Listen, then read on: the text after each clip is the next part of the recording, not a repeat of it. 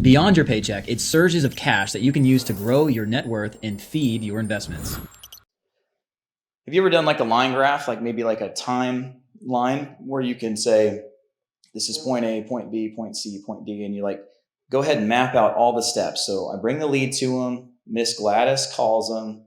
There's also a follow-up sequence. If they don't answer, we never try again.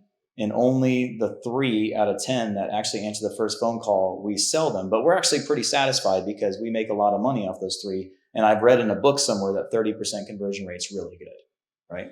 If you can map out a process, get the whiteboard or a piece of paper out with your client and say, show me what you do.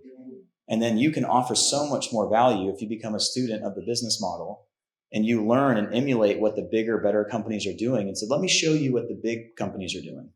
Here are the missing pieces here. What can we work together to get these solved? Because that 30% could be 60. And that really increases your ROI on what we do together.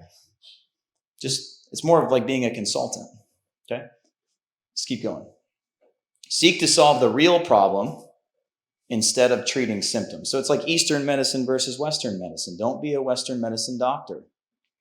There's all these people that need more leads, and you solve their problem and give more leads. That's not their real problem. That's a symptom. Find out, be a student of their business model and find out what the real problem is. The real problem may be a sales problem, maybe a sales process problem. It may be the fact that whoever they think they're giving leads to is really, really terrible. That's the problem, right? When we feed a machine and we don't get the output on the other end, go and fix the damn machine. Don't go and just add more leads to the top. Just solve the real problem. Dig in. And how do you solve problems? What does a doctor ask you? Does anybody know what doctors ask you? Where does it hurt? How long has it been hurting? What have you tried to fix it? What happens when I do this? What symptoms are you seeing? What makes you nervous about the idea of fixing this? How long have you been living with this problem? Like, you need to learn how to figure out what's wrong with the machine. And once you figure out how to fix the real problem, you're now the hero, you're the advocate. And you're also learning every time you have these conversations about what real problems are out there. And here's the deal. I told this to somebody who's a friend of mine who's a consultant, and I've been teaching this for years. If you're really good at solving problems, which is what we do, right? Stop solving problems for thousandaires. Solve problems for billionaires. The same effort, the same time will get you a lot more money. And when you go into like your biggest client and you help unveil that they have this huge problems and you're the one who's able to solve it, they'll pay a lot more money to solve the big problems than what they're paying you for this.